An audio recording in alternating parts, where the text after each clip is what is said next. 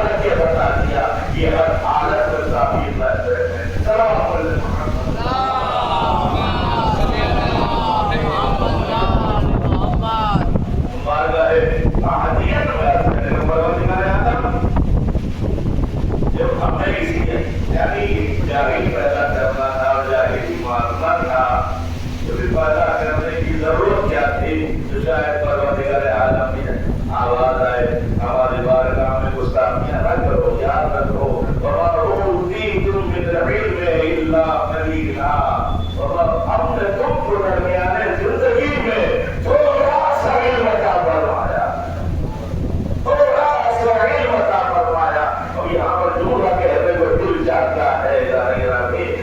کو تھوڑا سا علم ملے وہ چاند پر پہنچ جائے، وہ ستاروں تک پہنچ جائے، وہ آسمان تک پہنچ جائے، تھوڑے قلیل علم والا آسمان پر ہے، چاند پر ہے، ستاروں پر ہے، اب جملہ کہو جانے گرامی جہاں قلیل علم ہو وہ آسمان تک پہنچ جاتا ہے، اور جس کے لیے قرآن کے کل شیء احسن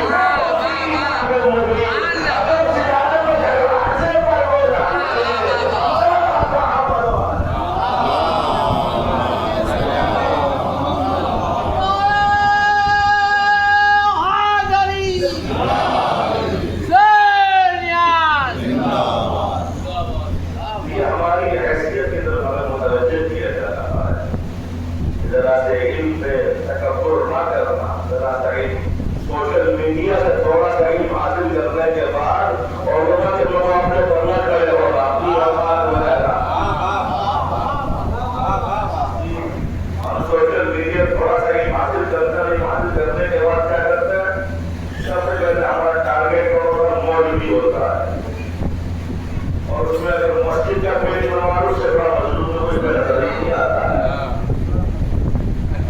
اس کی حالت یہ ہے کہ جس کی گھر میں نہیں چلتی وہ مولوی لا کے چلاتا ہے۔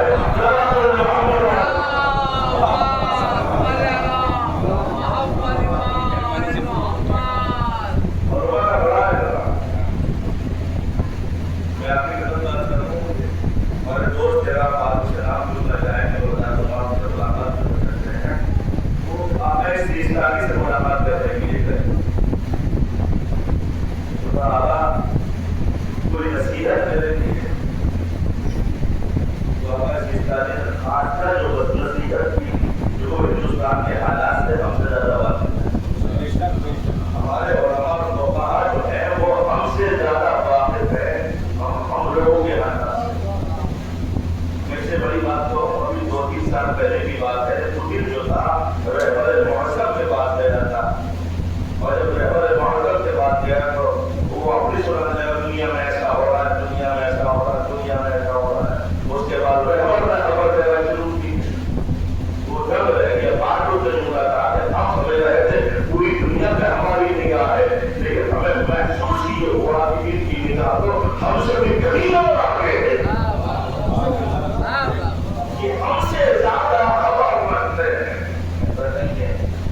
تو بہرحال انہوں نے فرمایا کہ یاد رکھنا اپنی بستی کے پیش نماز کا فاصلہ طے رکھنا۔ انہوں نے خود کہا اور اس بات کی تاکید کی، نصیحت کی، وصیت فرمائی اپنی بستی کے پیش نماز کا فاصلہ طے رکھنا۔ ہمارے علماء کا مقام مطلب ہے، اس لیے تو بات ہے کہ ہمارے علماء کی طرف سے دلیل کی روشنائی اور بلند ہے ان شہرہ کے خون سے جو کہتا ہے جہاد میں مار دیے جائے۔ کتنی محنت ان لوگوں کو کرنا پڑتی ہے، کتنی مشکلات اور کتنے مسائل کو آگام کا مقابلہ کرنا پڑتا ہے۔ سوچے جب علم حاصل کرتے تبھی مصیبتیں سامنے ہوتی ہے، اور اس کے بعد جب قوم کے درمیان آتے ہیں تبھی مصیبتیں سامنے۔ قوم کے گانے، قوم کی باتیں، اگر میں یہ سچی پڑھنا نہیں جانتا، یہ کچھ نہیں جانتا، بڑے کتنا پڑھا نہیں ہو۔ ہمارا معیار کتابت کے اوپر ہے، رہنے علی و رکھیے گا، اچھی مجلس نہیں پڑھنا چاہتا۔ بات یہ ہے کہ بیچارہ اتنا مظلوم ہے، بڑا معافی کا درد کر رہا ہوں، اتنا مظلوم ہے، آدمی کس طرح یہ اتنا مظلوم ہوتا ہے غریب کہ ہم ہفتے میں چھٹی ضرور لیں گے، اس کی ایک چھٹی نہیں ہوگی۔ ہمیں ہر سال میں ہماری تنخواہ میں اضافہ ہونا چاہیے، اس کی 10 سال عمر بیت جاتی ہے لیکن اس میں اضافہ غریب اچھا کھانے سے تو قوم کہتی ہے بہت کما رہا ہے، یہ دیا ہوگا کسی نے۔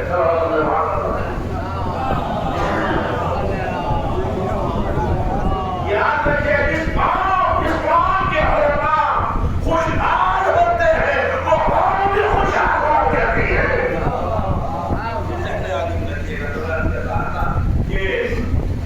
اللہ نے جو ہمیں پیدا کیا ہے اس حالت میں پیدا کیا ہے، ہم کچھ جانتے تھے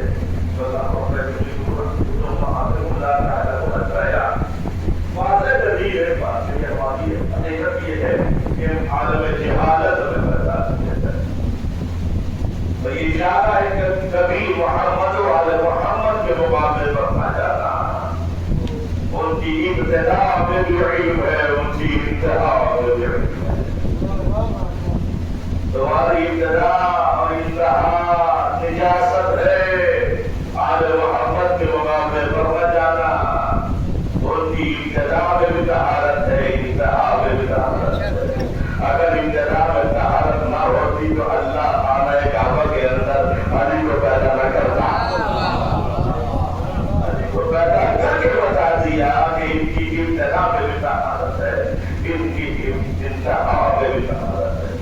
اب یہاں پر کی خدمات پہنچی محمد والے محمد تک، اور یہ حقیقت ہے کہ ہمارے مجالس والے محمد والے محمد کا تذکرہ نہ ہو، ان کی ولایت کا تذکرہ نہ ہو، کیونکہ یہ مجلس جو ہے کہ سال ثواب کی مجلس ہے، اور شہید صالح علیہ الرحمہ نے یہ بات لکھی ہے کہ مرنے کے بعد اولاد بھی کام نہیں آئے گی، مال بھی کام نہیں، کوئی کام نہیں آئے گا، اگر کوئی کام آئے گا۔ اور لکھا ہے جب انسان مرتا ہے اور اس کی روح نکل جاتی ہے اور اس کے بعد اس جگہ سے دفن کرنے کے لیے لے جایا جاتا ہے تو اس کی روح اپنے ایک عظیم شکر سے کہتی ہے بھائی مجھے تنہا نہ چھوڑنا، مجھے یہاں ڈر لگے گا، یہ تنہائی کا گھر ہے، یہ اندھیرا گھر ہے، یہاں نہ چھوڑنا۔ وہ ایک دن تو پتہ نہیں کہتا ہے اور اس کے بعد اسے دفن کر دیا جاتا ہے، سب چھوڑ کے چلے جاتے ہیں تو وہ اداس ہو کر قبر میں بیٹھ جاتا ہے۔ اتنے میں قبر میں ایک نور چمکتا ہے، اور نور کی آمد ایسی ہوتی ہے کہ اس کو سکون ملنا شروع ہو جاتا ہے، دل کو قرار آنا شروع ہو جاتا ہے۔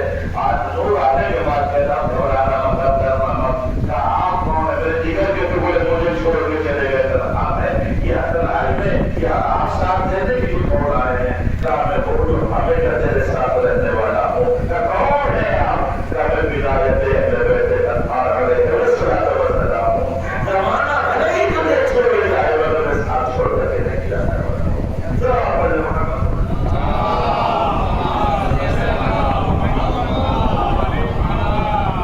تو محمد وعلى محمد علیہ الصلوۃ والسلام کا مقام و مرتبہ یہ ہے کہ وہاں علم ہی علم ہے۔ بلکہ میں جملہ کہوں اور انشاءاللہ خیر میری بات آپ تک پہنچ جائے، یہی وہ شخصیات ہے کہ جنہوں نے قرآن کو قرآن بنایا ہے۔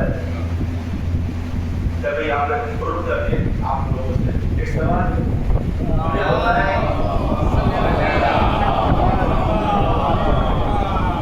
قرآن نازل ہوا نہ قرآن ہی نازل ہوا ہے، نازل ہونے کے بعد اس کا نام قرآن رکھا گیا ہے۔ نہیں سر نبی نے چھوٹے پر آنے کے بعد غلام حیدر ہوا یا اپنے گھر سے غلام حیدر آیا ہو،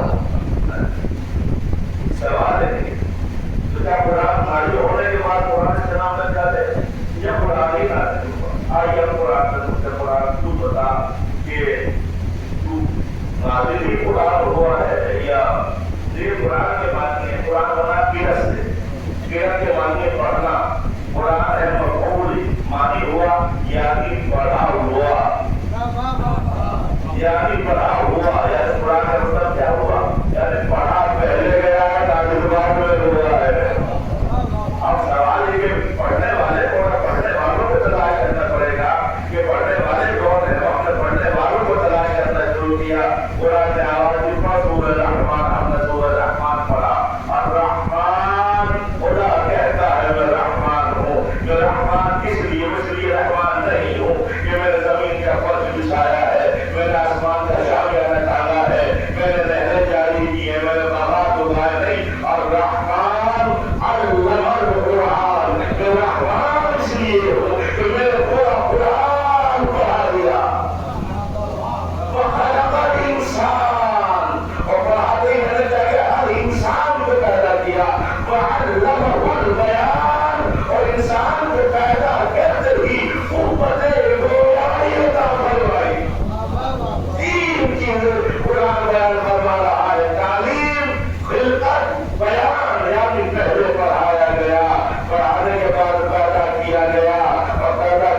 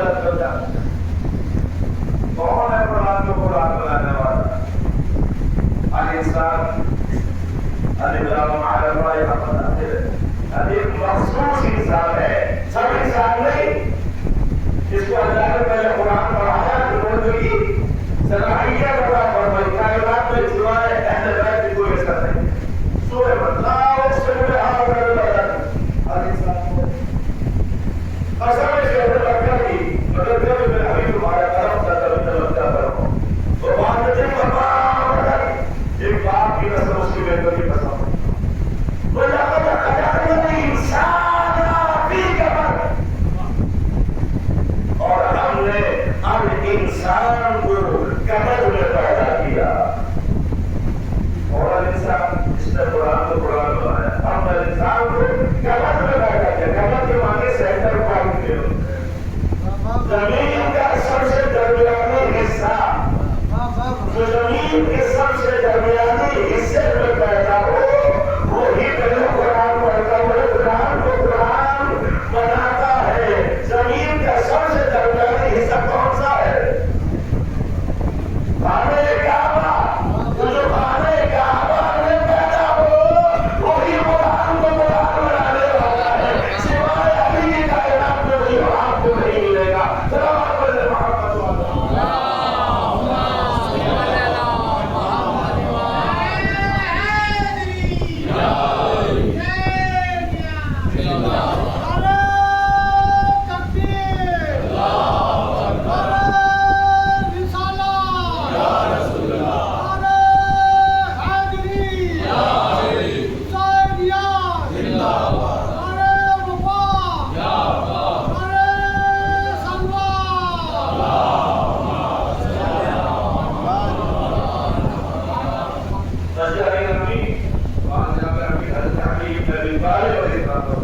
यही वजह है अली के बज़ाहिर मरातिब इतने बज़ाहिर मरातिब हैं कि उम्र ख़त हो सकती है, लेकिन अली के बज़ाहिर ख़त हो सकती है। ये वजह है कि नबी अल्लाह ने नबी के ज़रिए कहलवाया, मेरे नबी कह दो अली का हाथ अल्लाह का हाथ है, अली का चेहरा अल्लाह का चेहरा है। ये तमाम तरकीब है, गौर करें, तवज्जो करें तो समझ में आएगा कि अली क्या है। थोड़ा सा हम जब दुनिया से हटने के बाद जो है, थोड़ा सा तारीख से हटने के बाद थोड़ा वादी की तरफ से होता बच्चे हो, तो अली हमारी समझ में आए कि अली है क्या। मैं यहाँ पर बात करूँ, आप नमाज पढ़ते हैं, कोई भी नहीं यहाँ पर अंजाम देते हैं, क्यों अंजाम देते हैं? सुबह की नमाज पढ़ी, औरत बताया तुम्हें सुबह की नमाज पढ़ी, उल बदन है अल्लाह, इसलिए अल्लाह की गुरबत हासिल करने के लिए, अल्लाह के करीब जाने के लिए नमाज तो औरत पढ़ी, उमर बदन अल्लाह की नियत से पढ़ी है। कौन से निकाला? उमर बदन अल्लाह की नियत से निकाला। ज़कात निकाली, उमर बदन अल्लाह की नियत से निकाला।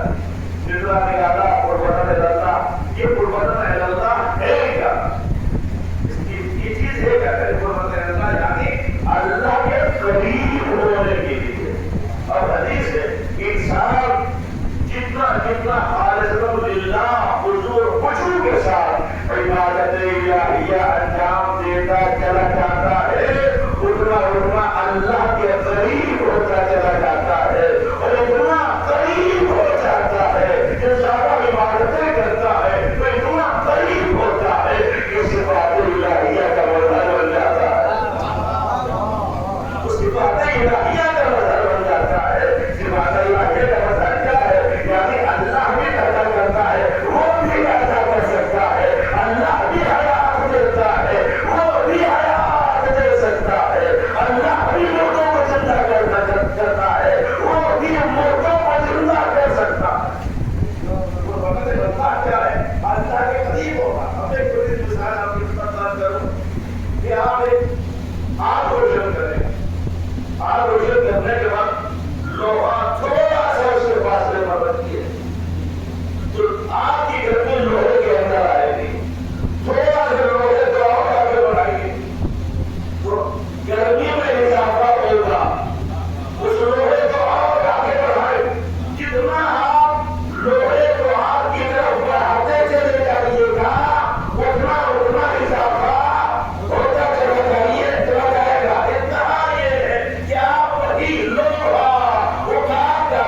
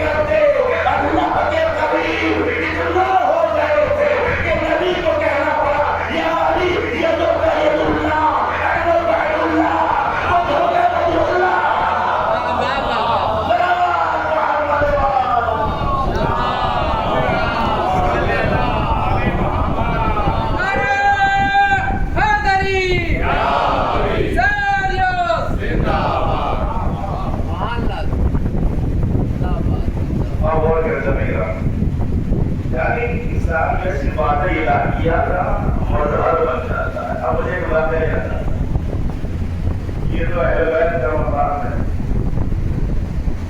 اگر اس کے دروازے کے نوکروں اور غلاموں کو دیکھا جائے فوٹو دیتا ہے وہ بھی کر دیتے ہیں. جو ان سے جڑ جاتا اس کی عبادت اپنے دربار میں پہنچایا جاتی ہے. اہل بیت کے جاننے والوں کی پہچان کیا سمجھتا ہے؟ جو یہ پسند کرے وہ پسند کرے, جو جس چیز کو یہ ناپسند کرے اسے وہ ناپسند کرے. اگر میں دور سے بیٹھا ہوا بغیر عمل کے اہل بیت کے فضائل میں عمل کرتا رہوں, خوب علی علی کرتا رہوں, لیکن جو علی پسند کرے جاننا ہونا وہ دیکھا ہے. آپ غور کریں, مثال کے طور پر ایک نئی گاڑی ہے, کسی کمپنی نے بہت اچھی گاڑی دکھائی, آپ دیکھا بڑی گاڑی نکالی, بڑی شاندار گاڑی, بڑی بہترین اس کے اندر ہے, یہ چیز اس کے اندر, یہ فیکٹر اس کے اندر, یہ اس کے اندر ہے. آپ باہر سے کھڑے ہو کر اس کی تعریف کر رہے ہیں, کیا کہنا کیا گاڑی بنائی ہے, کیا خوبصورت گاڑی بنائی ہے, کیا شاندار گاڑی بنائی ہے. تو کیا یہ تعریف آپ کے کام آ جائے گی؟ آپ کہاں کھڑے ہو تعریف کر رہے ہیں, یہ آپ کے کام آئے گی؟ کبھی کام نہیں آئے گی. مگر آپ اس گاڑی کے اندر بیٹھ جائیے, آپ اس گاڑی کے ابھی باہر سے کھڑے ہو تعریف کر رہے تھے, اب آپ اس گاڑی کے اندر بیٹھ جائیے, اب جو بیٹھا گاڑی چلی تو ہم بھی چلے, گاڑی مڑی تو ہم بھی مڑے, گاڑی تیز چلی تو ہم بھی تیز چلے, گاڑی رکی تو ہم بھی رکے. سمجھ میں آئی؟ اہل بیت کے فضائل دور سے پڑھنے میں کوئی فائدہ نہیں ہے, بلکہ ان کی محبت کی کشتی میں سوار ہونا پڑے گا. اور جہاں جہاں اہل بیت چلیں گے وہاں ہمیں چلنا پڑے گا, جہاں اہل بیت مڑیں گے وہاں مڑنا پڑے گا, اور جہاں یہ رکیں گے وہاں رکنے کا نام محبت ہے.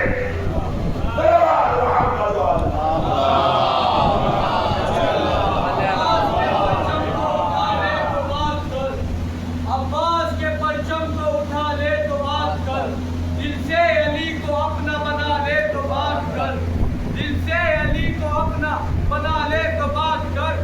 اور میری مدد کے لیے آ گئے 12 کے 12, تو 3 میں سے ایک کو بلا لے تو بات کر.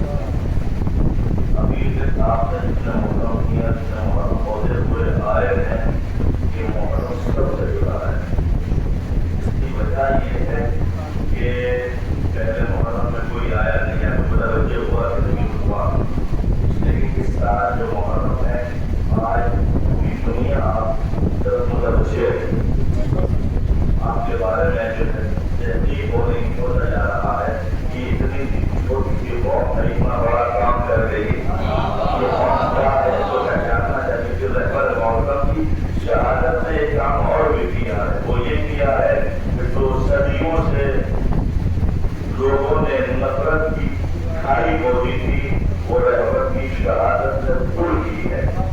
یا دوسری طرف کے لوگ آپ کی طرف آ رہے ہیں, لہٰذا تکبر کے نام پر ایسے بےہودہ باتوں آیا ہوا واپس پڑ جائے.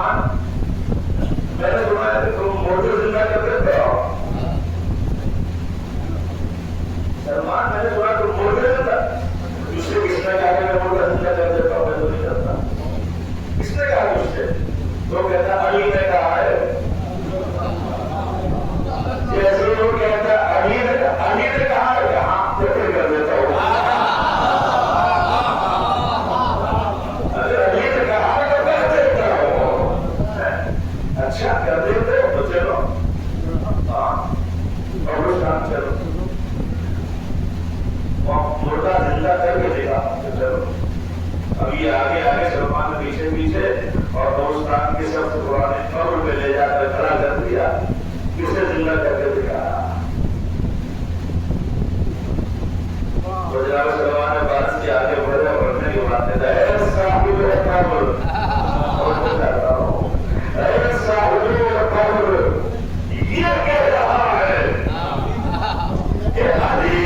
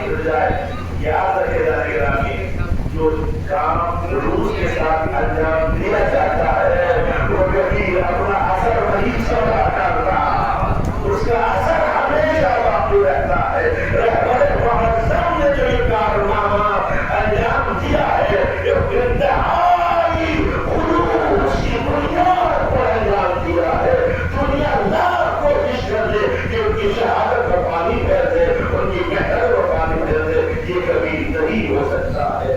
मुझे बताया याद आ गया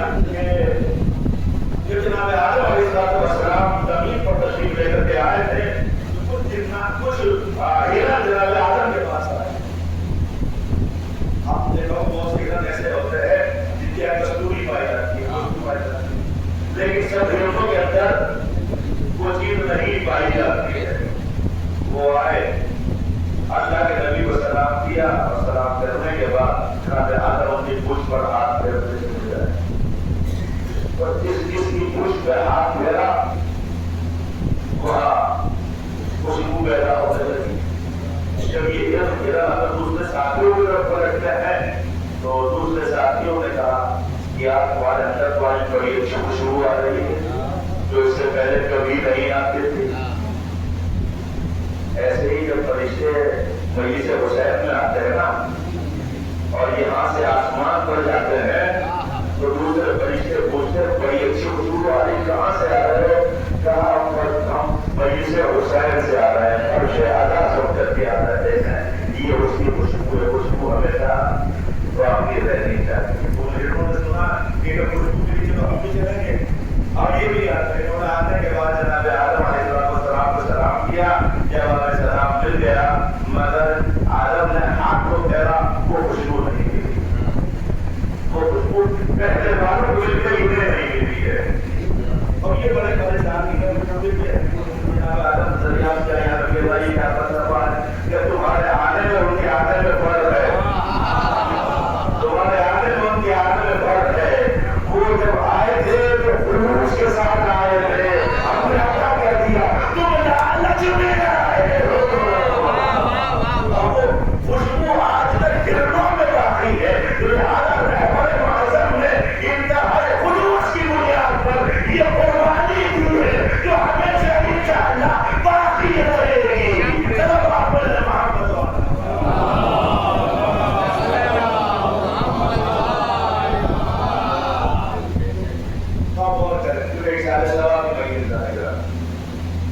اور یہاں سے جو پیغامات میں آپ کے ساتھ بات کرنے کی کوشش کروں گا. ہدایت اہل بیت کے بغیر کوئی عمل قابل قبول نہیں. محبت اہل بیت کے بغیر کوئی عمل قابل قبول نہیں. دیکھیے دین میں دو چیزیں ہیں. ایک ہے عقیدہ جسے آپ پورے دین کہتے ہیں. ایک ہے عمل جسے آپ پورے دین کہتے ہیں. شریعت بھی کہتے ہیں. ان دونوں میں بنیادی فرق یہ ہوتا ہے. عقیدہ یعنی جو مرنے کے بعد کیونکہ سارے سوال رویے سے عقیدہ مرنے کے بعد ٹرانسفر نہیں ہوا کرتا ہے لیکن شریعت مرنے کے بعد ٹرانسفر ہوتی ہے. یہاں رک کر کے بات میں کہوں گا برادہ نے مانی مرنے کی وجہ سے کسی گھر میں موت ہوتی ہے تو ورثہ کی پہلی ذمہ داری کیا ہے؟ جو ہمارے واجب ایک مستحب واجب پہلے کرنا چاہیے یا مستحب پہلے کرنا چاہیے. اور اگر واجب اور مستحب دونوں ساتھ انجام دینے کی طاقت کا حال یقیناً کر سکتے ہیں. لیکن پہلا عمل کیا ہے؟ واجب کو انجام دو بعد میں مستحب کو انجام دو. اگر میں مستحب عمل انجام دیتا رہوں لیکن واجب عمل انجام نہ دوں تو مستحب عمل کسی کام کا نہیں ہے. میں پورا دن باوضو رہوں مگر دن میں ایک سجدہ نہ کروں کیا یہ وضو کام آ جائے گا؟ میں دن بھر مستحب کی نمازیں پڑھوں لیکن پوری واجب نماز نہ پڑھوں کیا یہ مستحب نماز کرے کام آ جائے گا؟ میں دن بھر ہر چوراہے مسجد اور خیرات تقسیم کرتا رہوں لیکن ہوش و زکات نہ نکالوں کیا میرا یہ عمل کام آ جائے گا؟ نہیں نا. تو سیکھ ہے لوگ جو کوئی انسان مرتا ہے تو مرنے کے بعد پہلی ذمہ داری جو واجب عمل کیا ہے اور مستحب عمل کیا ہے. واجب عمل یہ ہے کہ جو مرحوم کی نمازیں قضا ہیں روزے باقی ہیں حج باقی ہے وہ عمل پہلے انجام دلوائے. وہ عمل پہلے کروائے. فرض تو باقی رہے آج تو باقی رہے. یاد رکھے گا کوئی انسان مستقل ہونے کے بعد حج کیے بغیر مر جائے تو معصوم کی حدیث ہے وہ روز محشر مسلمانوں کے صف میں نہیں کھڑا کیا جائے گا بلکہ یہود و نصارا کے صف میں کھڑا کیا جائے گا. اگر اس کا حج باقی ہے اس کا حج کروائے. اس کی نمازیں باقی ہیں تو نمازیں پڑھوائے. اس کے روزے باقی ہیں تو پہلا عمل یہ ہوا کرتا ہے. اس کے بعد مستحب بھی عمل جو آپ انجام دے رہے ہیں ذکر اہل بیت کا پارا ہے والسلام. لیکن ہمارے یہاں سویم چہروں 10واں 20واں 30واں 40 برسی 9 اس کا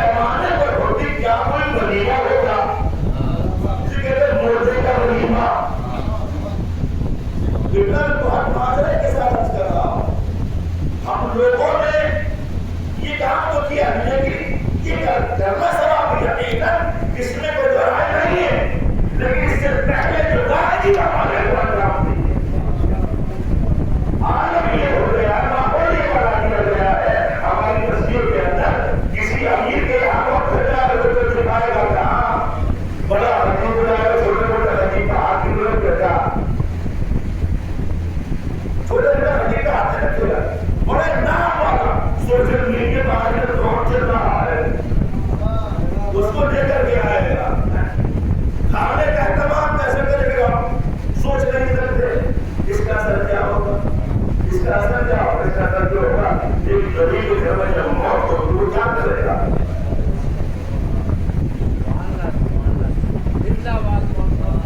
یہ ہم کدھر جا رہے ہیں؟ یہ غریب کے گھر میں یہ اس کا باپ نہیں بنا یہ بڑھنے پہ جا رہا ہے جو کل تک اپنے باپ کے علاج کے لیے قرض مانگ رہا تھا اور پوری قوم کو معلوم تھا یہ اپنے باپ کے علاج کے لیے قرض مانگ رہا تھا. سویا میں کسی نے نہیں پوچھا اس سے کہاں سے لایا کہاں ضرور ہے چہروں میں ہی کیا جائے گا. یہ واجب نہیں. یاد رکھیے گا اگر بستی کے پیش نماز سے وہ انس کروا دیتے وہاں جب عجیب رسم آتے تو شاید یہ زیادہ قابل قبول ہوتا تھا. اس کے مقابلے پر تو ہم نے دنیا کے سامنے دکھاوا کیا ہے. میرا کہنے کا مقصد یہ ہے کہ مرنے کے بعد جو قبر میں سوال ہوگا وہ واجب کیا ہوگا. ولایت کا بھی ہوگا. ولایت کے بعد جو واجب قبول ہی نہیں. یہ ایک واقعہ آپ کی نظر کرو. دو دوست تھے انتہائی کی دوست بچپنا جوانی سب ساتھ میں گزرا. کاروبار ساتھ میں ایک ہی مارکیٹ میں بیٹھ رہے ہیں لیکن دونوں سفر کر رہے ہیں کشتی میں. جب کشتی میں سفر کر رہے تھے جب طوفان آیا پوری کشتی غرق ہو گئی. ایک دوست کے ساتھ دوسرا دوست مر گیا ڈوب کر کے مر گیا. یہ کہتے کے ساتھ بچا رہا ہے جان بچایا تھا. آخر کا موت جو سمے جب مرتے رہے تو کنارے پر پہنچا لیکن سے معلوم ہے دوست مر چکا ہے. یہ یمن کا واقعہ ہے جہاں وادی مرحوم ہے جہاں کوئی عنوان ہے مرنے کے بعد جاتی ہے. مومن کہیں بھی دفن ہو مرنے کے بعد پوچھتے وادی السلام پہنچا دیتے اور بے عمل کہیں بھی مرے کہیں بھی دفن ہو چاہے کہ بڑا میری رکھ ہو جائے وہی پہنچایا جائے گا. وادی پر کوئی تک بتا دیا جائے گا. یہ وہ باہر کا پیاسا کا پانی تلاش کر رہا تھا. پانی نظر آ گیا کہا کہ پانی پی لو. پانی پینے کے لیے بیٹھا ہی تھا. ایک پیچھے سے آواز آئی اے دوست ہم جو پیاسے ہیں. دوست کی آواز سنی جو ابھی مرتے ہوئے دیکھا تھا مرتے ہوئے دیکھا تھا. میرا دوست ڈر کیسے ہو گیا. ہم جو بڑے کر کے دیکھا پیچھے ایک کسی شکل جو دوست کی آواز آ رہی ہے جو زنجیروں میں جگڑا ہوا ہے اور جو فرشتے ہیں جن کے ہاتھ میں لوہے کے دھول ہے جو اس کو اسیر پہنچا رہے ہیں. یہ کہہ رہے ہیں کہ میرا دوست جو ہے نبی علاج میں مبتلا ہو گیا ڈر گیا کافی جد تک بڑا پریشان رہا. سوچ کر رہا آخر کیا کروں اپنے دوست کے لیے مرنے والے کے لیے. کافی دنوں کے بعد اس نے پھر خواب دیکھا. خواب دیکھتا ہے کہ وہی دوست جس کو عذاب الہی کی حالت میں دیکھا تھا آج وہ دوست جنت کے لباس پہنے ہوئے ہے نورانی لباس پہنے ہوئے ہے. بڑا خوش نظر آ رہا ہے. اس نے پوچھا کہ دوست تو عذاب الہی کے شکار ہو گئے تھے اور عذاب الہی سے نجات کیسے ملی ہے. کہ میرے گھر جا کے معلوم کرو میرے گھر والوں سے پتا کرو اس سے خبر کرو وہ بتائیں گے کہ مجھے نجات کیسے ملی ہے. تو اٹھنے کے بعد گیا. جانے کے بعد اس کے بڑے بیٹے سے پوچھا بیٹا تم نے اپنے باپ کے لیے کون کا کام کیا ہے. کچھ نہیں کیا ہے. کچھ تو کیا ہے اتنا کیا ہے کہ میرا باپ مرا تھا تو میری ماں نے مجھے بتایا کہ بیٹا تیرے باپ کے اتنے روزے وضع ہے اتنی نمازیں وضع ہے. میرے باپ وہ ادا کرتے تاکہ تیرے باپ جو ہے آسانی سے قبر میں رہ سکے اور قبر کی مشکلات اور عذاب سے بچ سکے. تو کہتا کہ کل میرے باپ کی نمازیں جو قضا کی وہ کمپلیٹ ہوئی ہے اور جیسی نمازیں مکمل ہو گئی عذاب الہی اٹھا لیا گیا.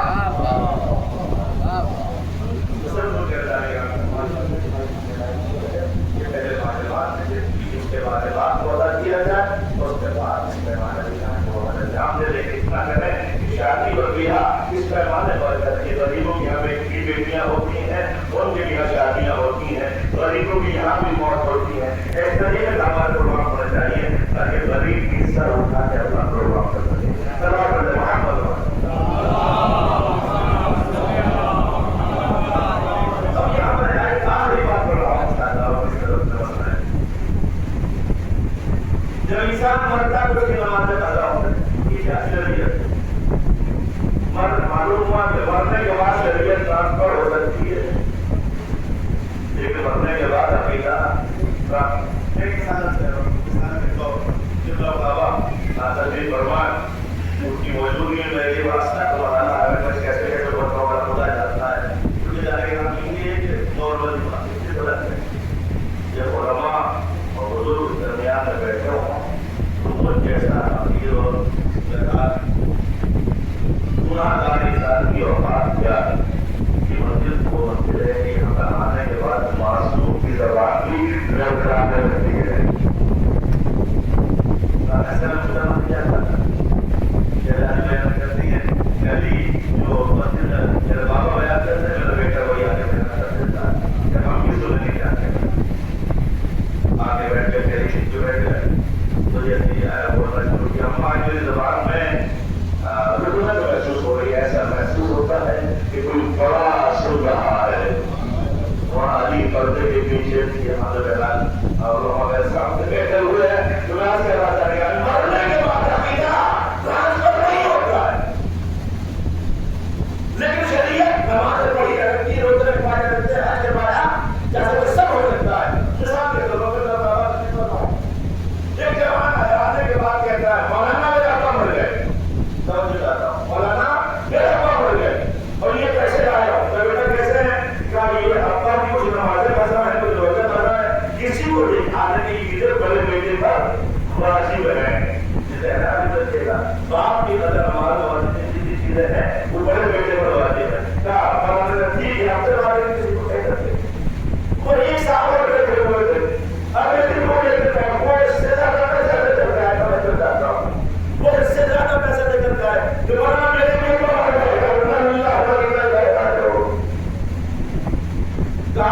ये पैसा है तो कितने नमाजें पढ़ा है तो एक सजा पता नहीं है रोजे एक रोजा पता नहीं है क्या हज और अल्हम्दुलिल्लाह हर साल ये करते थे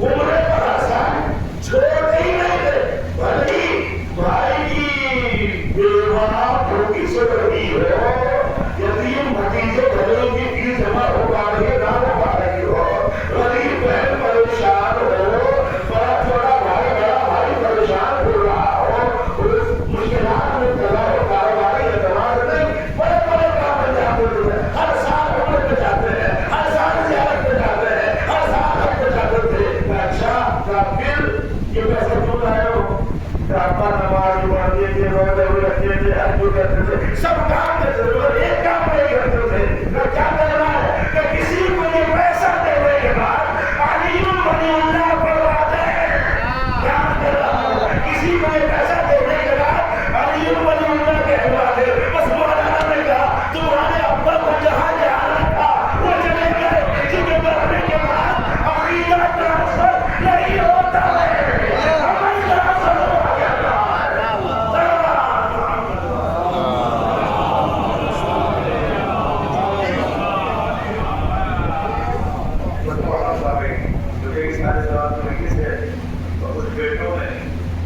अपने बाप को सारे जवाब के लिए बशरता बिछाई और आखिरी हकीकत है जब बाप का साया सर से होता है तो उसका एहसास औलाद को कितना होता है उसी से पूछे जिसका बाप करता है अभी कुछ के साथ मेरे वालिद का इंतकाल हुआ इंसान जिंदगी में बड़ी कदर ना करे लेकिन मरने के बाद बाप के वजूद का बड़ा एहसास होता है पलों पलों में महसूस होता है गरीब बाप गरीब हो बूढ़ा हो चार पैसे उठना पाता हो मगर उसकी मोहब्बत है कभी बड़ा नहीं और वो शायद बोलता है जब आप जुदा हो सकीना तुम्हारा बाबा जा रहा है सकीना तड़प रही और जब थोड़े से नीचे आते हैं बच्ची को पीने को देता है और उसने गिरती हुई और लेट गए बच्ची को नींद आ गई कुछ देर के बाद बच्ची बेदार होती है बाबा जल्दी उठ जाइए वो कहने पूछा बेटा क्यों जल्दी कर रही बाबा जल्दी मैदान में का चले जाए सकीना अभी को रोक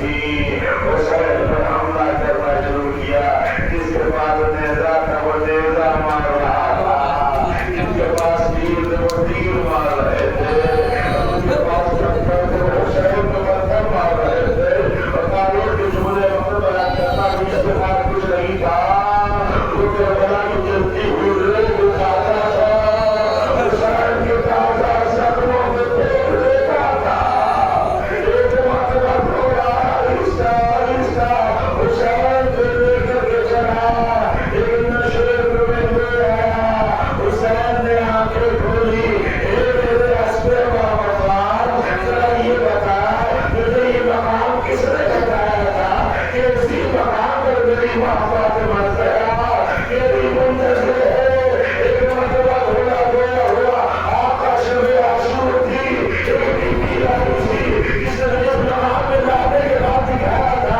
اور کہا تھا کہ میرے حسین کے ٹکڑے جب میرے حسین کا آخری وقت ہو اسی مقام پر لے آنا یہی اس کی دنیا کی ماں فاطمہ زہرا اس کی منتظر ہوگی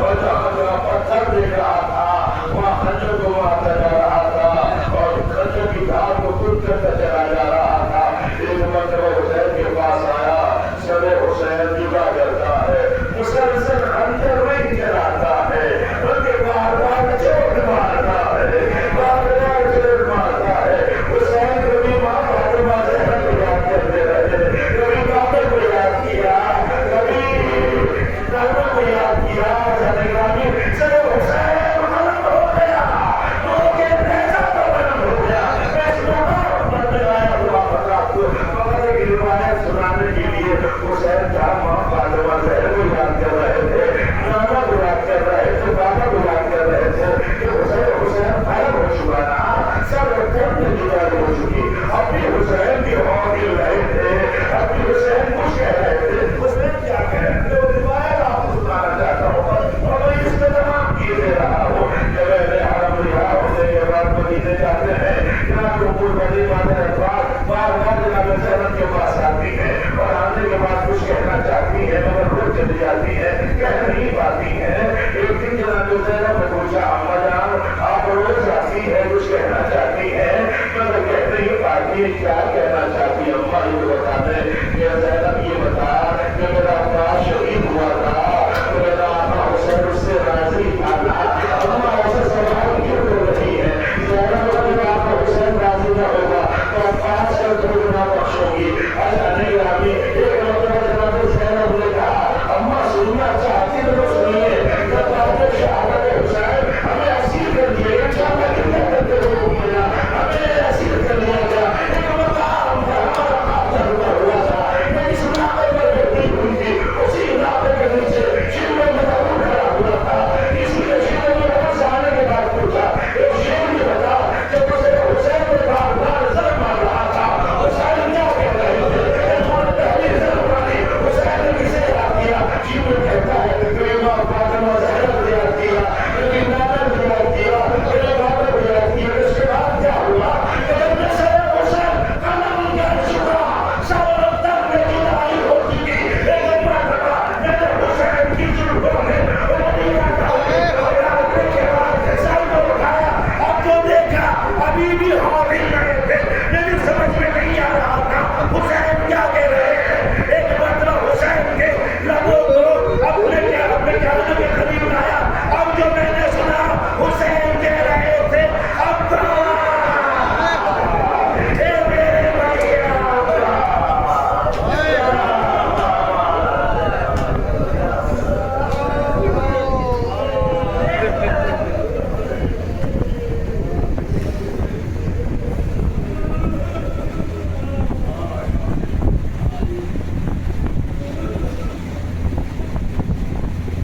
Gracias.